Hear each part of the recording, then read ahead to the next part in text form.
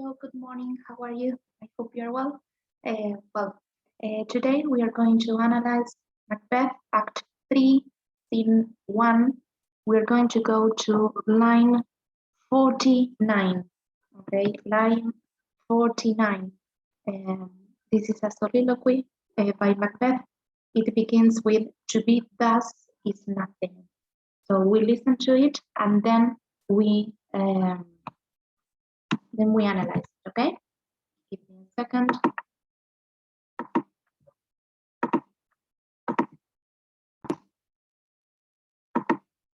Before us.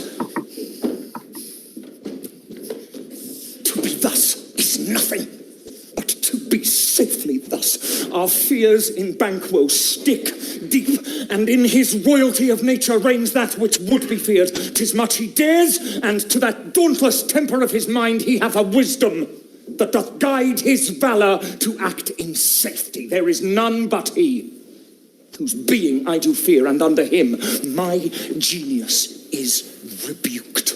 As it is said, Mark Antony's was by Caesar. He chid the sisters when first they put the name of king upon me, and bade them speak to him. Then, prophet-like, they hailed him father to a line of kings. Upon my head they placed a fruitless crown, and put a barren scepter in my gripe, thence to be wrenched with an unlineal hand, no son of mine succeeding, if it be so.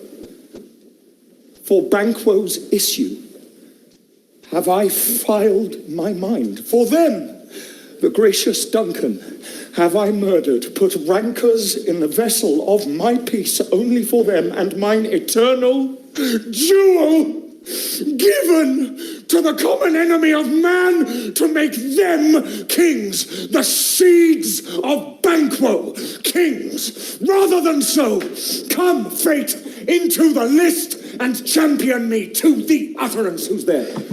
Now. Okay, after here, let us go back to the beginning of this soliloquy. Remember that this is called a soliloquy because it is a speech delivered on the stage. The character is on stage and he is alone, and he addresses the audience, and we have access to his mind, to the way he is thinking at this moment. So he says, to be thus is nothing. This is line 49. Yes, thus here, this is, remember that we have just analyzed this interaction that he has with Banquo, with all the questions that he asks, because he's interested in killing him, in murdering him, because he's not happy with this idea that eventually he will be the king, his sons will be the kings. And of course, his ambition, this tragic flaw, is taking him to want more and more and more. Yes, so he wants to kill him. And he is about to talk to some servants, some people who are going to kill him on his behalf. Okay, remember that Banquo and Macbeth are really good friends from the very beginning of the story, but there are two issues concerning Banquo. One of them is that his sons will be kings, and this is something that Macbeth doesn't like. And the other thing is that he's the only witness of the witch's prophecy, which may be the only reason why he suspects that Macbeth was the one that murdered King Duncan. Okay? So in this soliloquy, Macbeth reflects upon the reasons why he should kill Banquo. Yes, so here it goes. To be thus is nothing. Thus is to be king. Yes, so to be king is nothing. Notice how ambition is working here. Yes, it's like when you buy yourself the latest phone, and then another one comes and you say, oh wow, why did I even buy this one? And the next one is much better. So that's how ambition works. You get what you want and you want more. Yeah, so to be thus is nothing. To be the king is nothing. Yes, but to be safely thus. So what is he saying here? That there is no use in being the king if my position is not safe. Yes, if my position will not endure, if it will not last in the future. Yes, Our fears in Banquo seek deep, and in his royalty of nature reigns what which would be feared. So we are afraid of Banquo and his royalty if we are not sure of where he is standing. Remember that Banquo was the one that warned him about the witch's prophecy and told him not to do anything reckless, yes, that he should let fate take care of his destiny, of the prophecy. As we read, try to make a list of the differences between Banquo and Macbeth. Yes, so far we see that Banquo is a loyal person. He was loyal to the king. He warned Macbeth. He is very courageous as well. And so far we see Macbeth, someone who is not loyal, was not loyal to the king, and someone who is a coward, because we will see later on that he will send people to kill Banquo, but he will not go and kill him himself. And the same happened in a way with Duncan. He killed him while he was asleep. That was a rather coward action on his behalf, okay? Banquo is honorable. Banquo is wise. Yeah, so try to think of all these characteristics that we can think in order to distinguish between Banquo and Macbeth. Line 55 towards the middle, there is none but he whose being I do fear. So the only person that I am afraid of is Banquo. And a little spoiler alert, as soon as he kills Banquo, he will be afraid of someone else, because that's how ambition works. It never ends. You always want more. And this is the tragic flaw of Macbeth. Yes?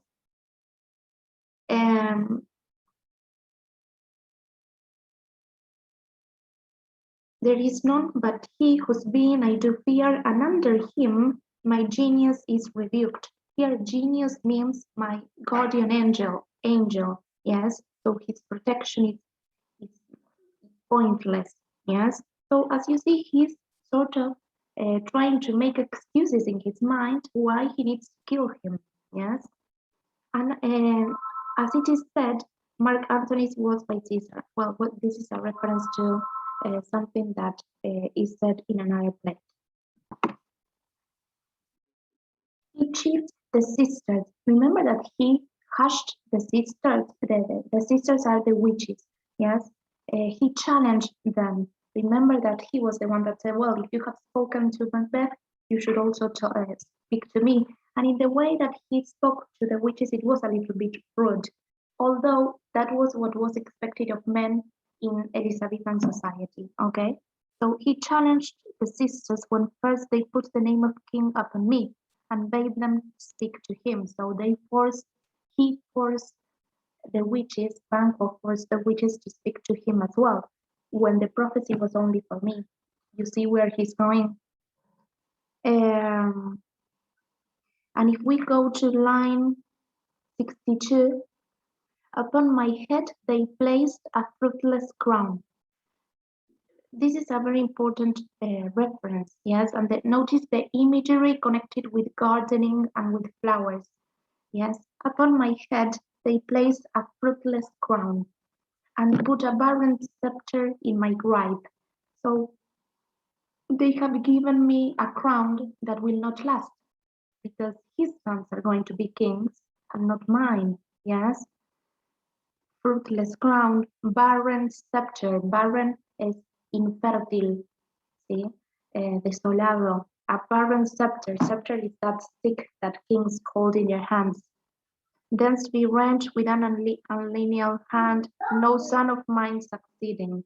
So he will have no kids to succeed in his line to the throne, yes?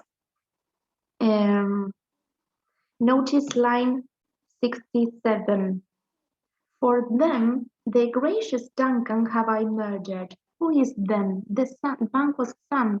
So what he's saying, I have killed Duncan so that Banquo's sons could be the king. This is unfair. So I should kill him.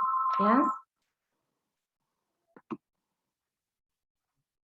So Upon my head they placed a fruitless crown, and put a barren sceptre in my right, thence to be wrenched with an unlineal hand, no son of mine succeeding, no son of mine succeeding. So this is the issue. Yes, he sees that his kingdom will not last. So he wants it to last, so he's going to kill anyone that represents a threat to his government. Yes. For Banquo's issue, I had filed my mind. Wait a second, sorry. Okay, we continue. For Banquo's issue, I have filed my mind. This is line 66. Yes, so for Banquo's issue, remember that Macbeth never says, I'm going to murder someone. So he said, for Banquo's issue, so this issue about Banquo, yes, I have set my mind. So he's already convinced that he's going to kill him. Yes.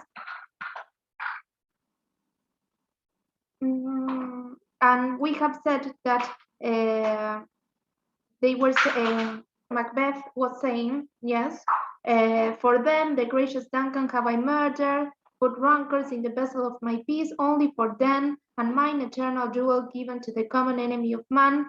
So here what he's saying, again, he's reinforcing this idea that he had poisoned his mind because of what he did, only for the sake of Banquo and his family, because they are the ones that are going to be kings after him. Yes, only for them, and mine eternal jewel. Eternal jewel here is a reference to his soul, because remember that he said that if he murdered Duncan, he could lose his soul. So what he's saying is, I'm in danger of losing my soul, and all for what? So that some other people could be kings after me. No way, I cannot let this happen.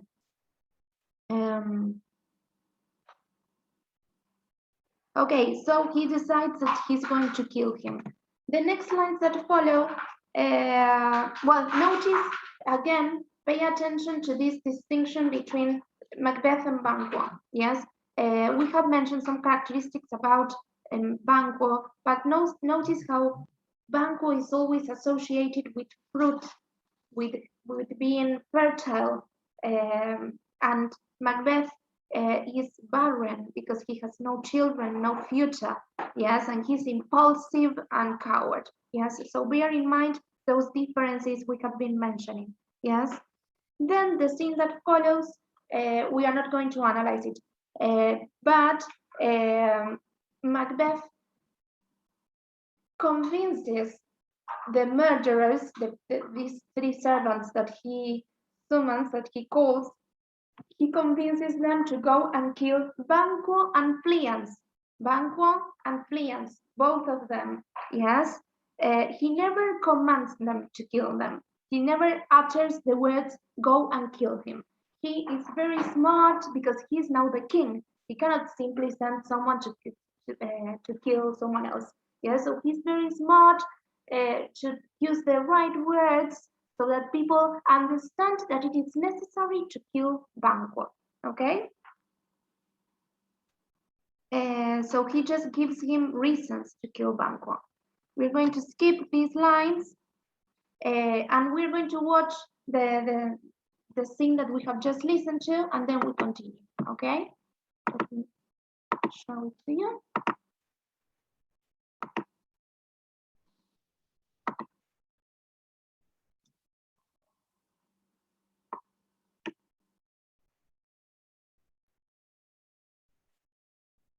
Wait a second.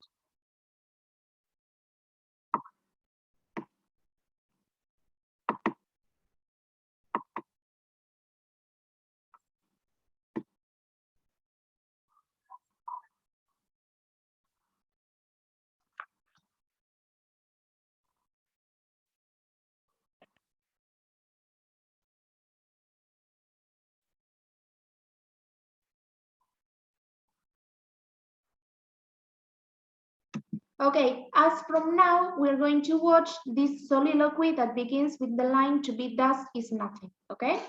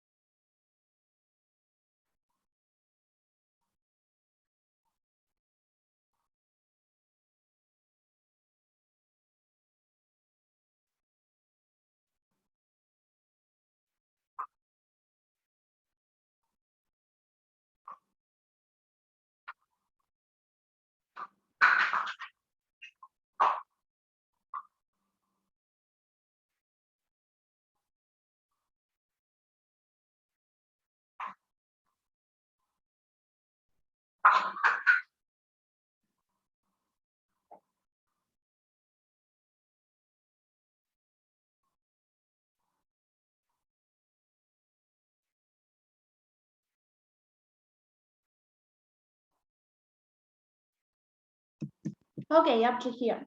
Yes. So, well, I hope that the actual play, the performance can help you understand better what was happening. Yes. Now, yes, we will skip this scene where the murderers are given instructions and they decide to go and kill Banquo. Yes. And we are going to listen to, this is Act 3, Scene 2. Yes, Lady Macbeth and Macbeth are having a conversation. Let me look it up and then we will listen to it.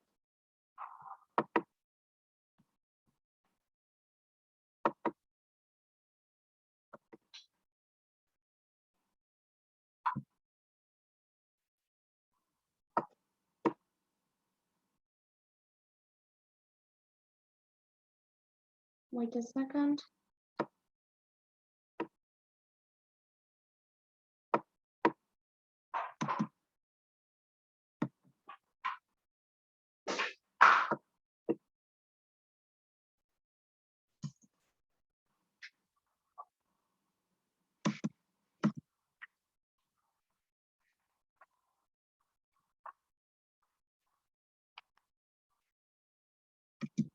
Okay, yes, we're going to listen as from here.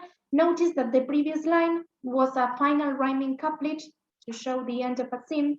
If it is concluded, it is a deal. Banquo, thy soul's flight. This is if you turn the page, the last two lines. Yes, Banquo, your soul's flight.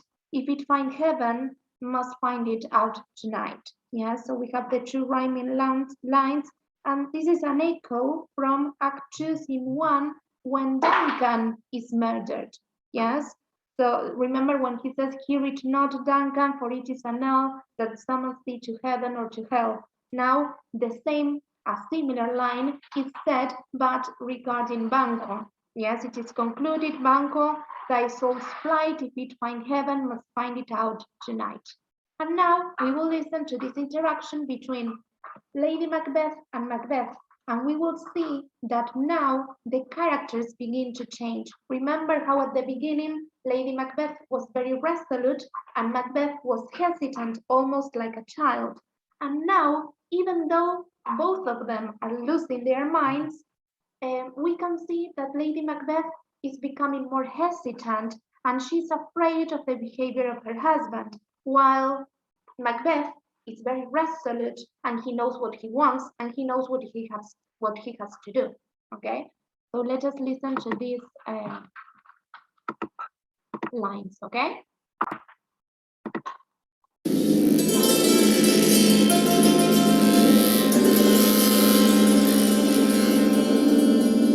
Is Banquo gone from court? Aye, madam, but returns again tonight. Say to the king I would attend his leisure for a few words. Madam, I will.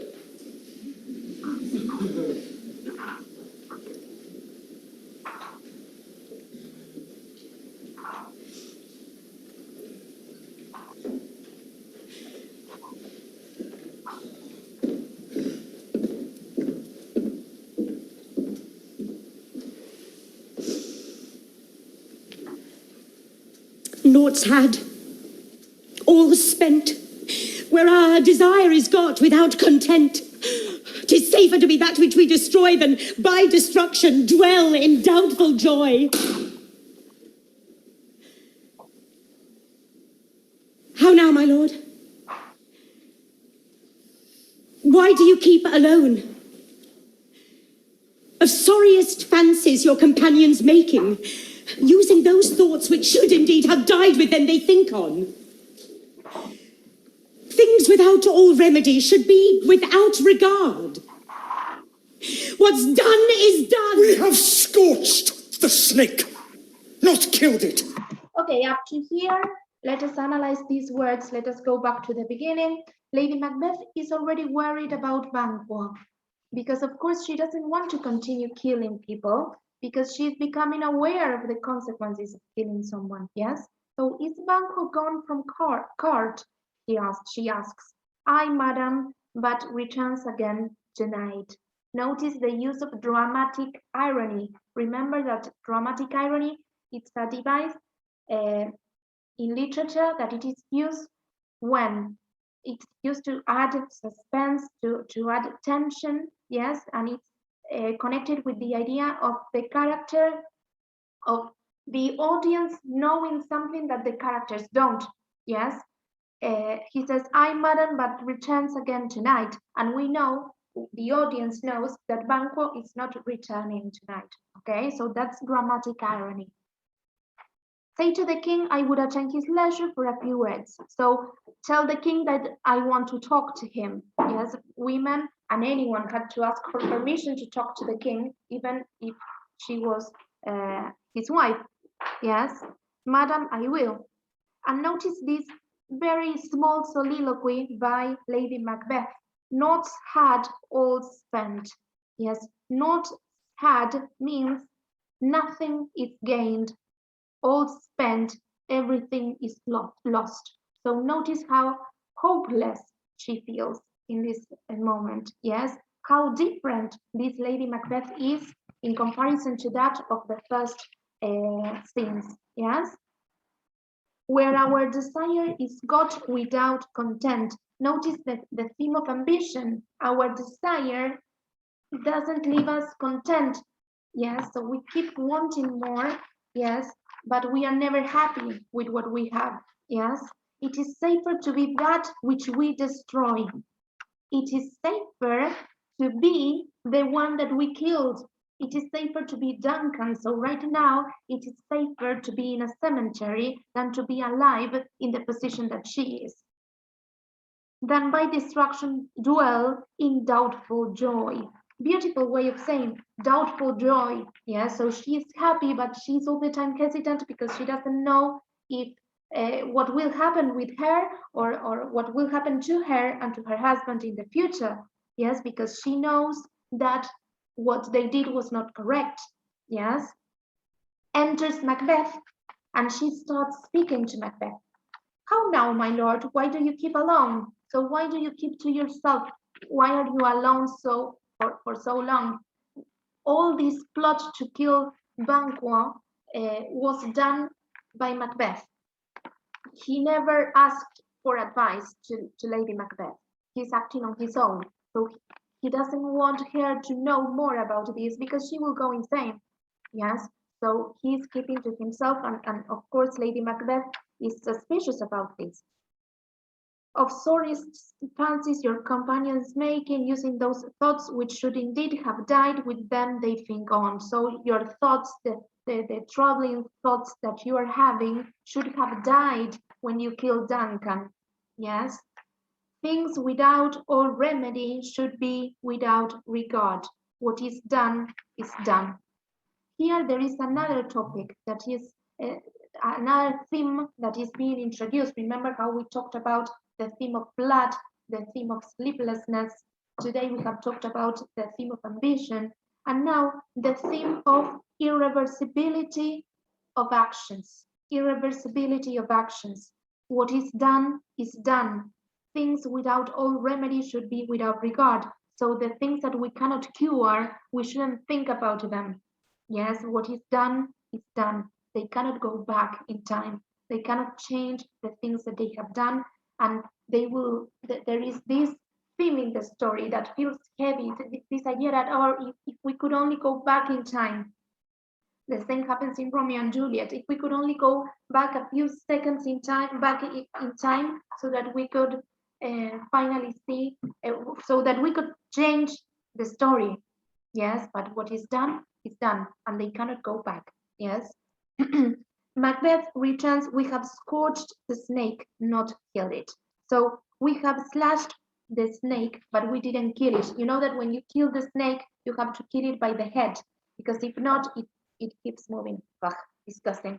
Okay, so what Macbeth is saying is we are still under threat because we have killed the king, but we are still in danger of losing our kingdom. So we need to continue killing. This is the idea. Let us continue listening a little bit more. Yes? She'll close and be herself, whilst our poor Malice remains in danger of her former tooth. But let the frame of things disjoint. Both the worlds suffer, ere we will eat our meal in fear and sleep in the affliction of these terrible dreams that shake us nightly. Better be with the dead, whom we to gain our peace have sent to peace, than on the torture of the mind to lie in restless ecstasy. Duncan is in his grave after life's fitful fever. He sleeps well. Treason has done his worst, nor steel, nor poison, malice domestic, foreign levy, nothing can touch him further. Come on. Okay, up to here, here what he's saying is she'll close and be herself, so the snake will recover and she will continue living. Whilst our poor Malice, yes, remains in danger of her former tooth. So he's afraid that he may be bitten by the snake. This is a metaphor, yes.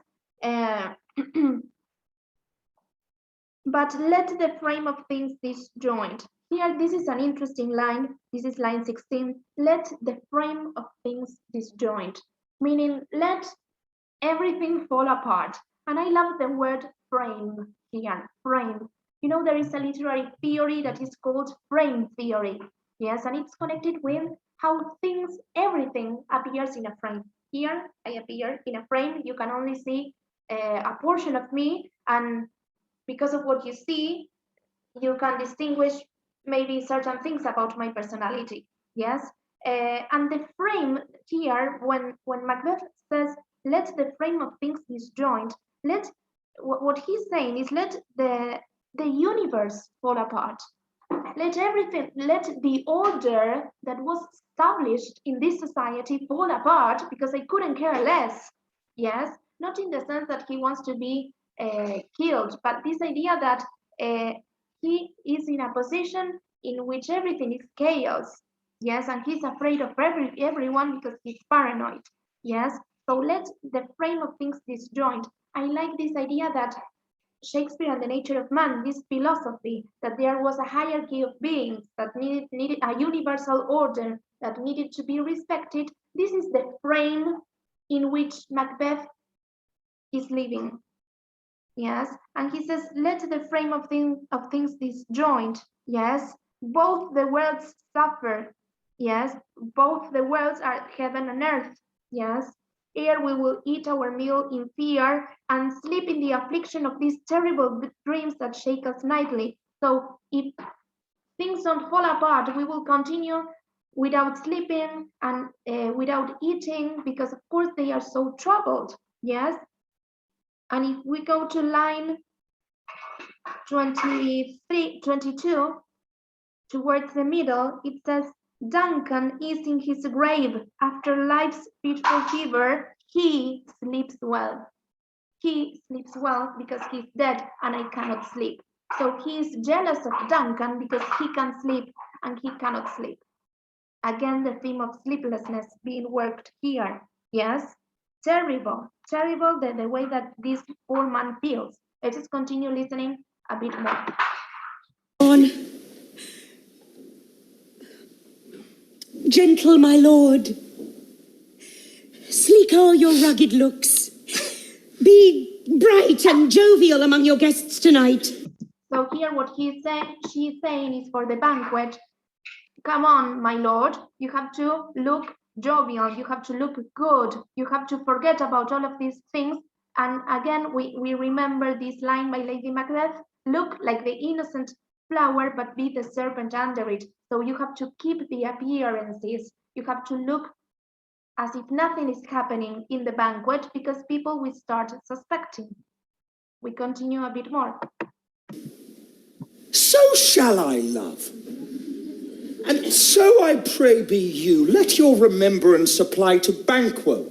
Present him, eminence, both with eye and tongue, unsafe the while that we must lave our honours in these flattering streams and make our faces visards to our hearts, disguising what they are. You must leave me! Full of scorpions is my mind, dear wife! So this is a very famous line of Macbeth, yes, of this play. Oh, full of scorpion is my mind, dear wife. Full of scorpions is my mind, suggesting the idea that he's going mad because of everything that he has done. Yes, and a beautiful imagery. I don't know if beautiful, but very visual. Because if you can imagine your mind with scorpions, it's a person who is suffering a lot. Yes, and before that, they are talking about this idea that they have to try to look good. And to pretend that everything is okay. Again, this theme of appearance versus reality. We continue listening to it a bit more. Thou knowest that Banquo and his flayance lives. But in their nature's copies not etern. Here, what he's saying is, you know that the reason why I am like this is because Banquo and Fleance are alive. Yes, and Lady Macbeth says, but in them, nature's copy not etern. So what she's saying is that life doesn't last forever, that they will die eventually. We continue listening a bit more. There's comfort yet. They are assailable. Then be thou jocund. Ere the bat hath flown his cloistered flight, ere to black Hecate summons the shard-born beetle with his drowsy hums, hath rung night's yawning peal, there shall be done a deed of dreadful note. Okay, so here he is, notice the word did again, and he's suggesting that he's going to kill Banquo. Yes, there's comfort, yet they are assailable. They are vulnerable to be attacked. And Lady Macbeth starts getting nervous because she doesn't want anyone else to die. Let us continue listening a bit more. What's to be done? Be innocent of the knowledge, dearest Chuck, till thou applaud the deed.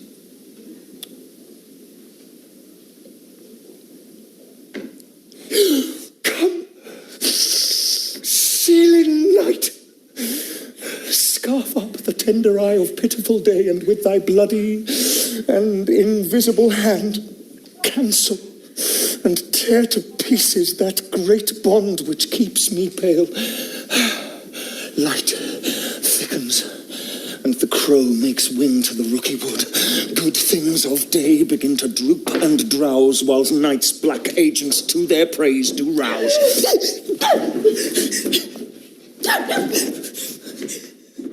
Thou marvelst at my words, but hold thee still. Things bad begun make strong themselves by ill.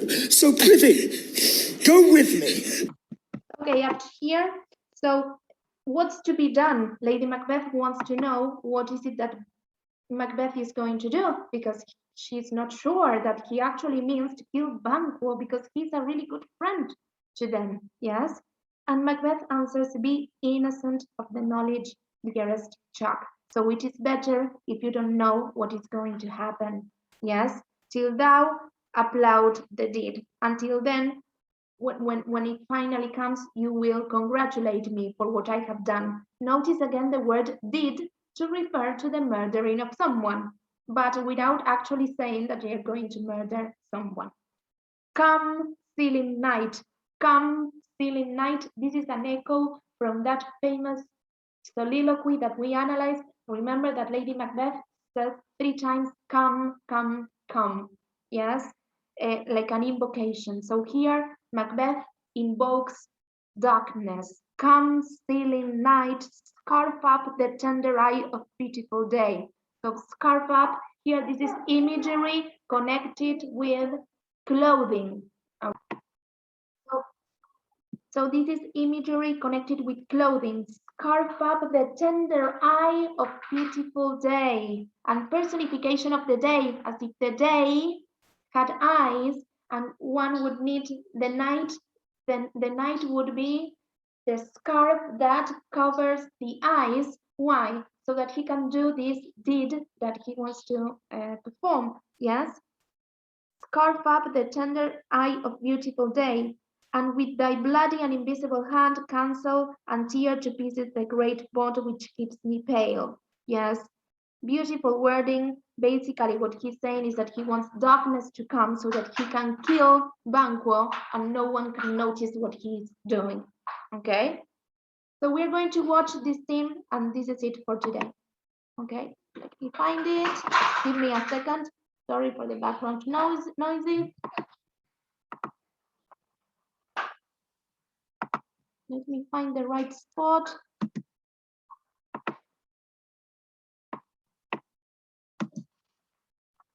This is Act 3, Scene 2.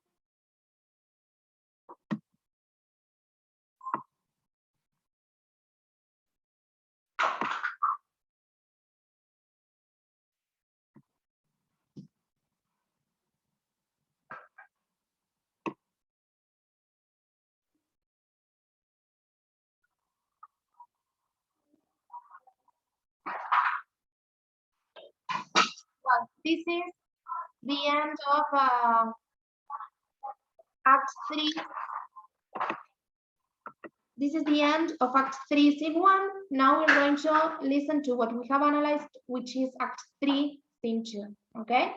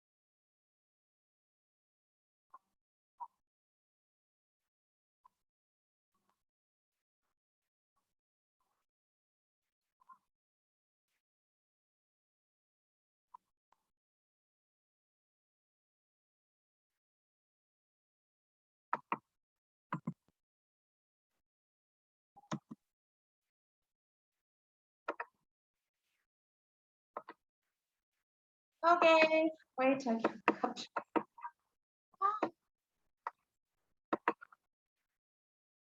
There we go.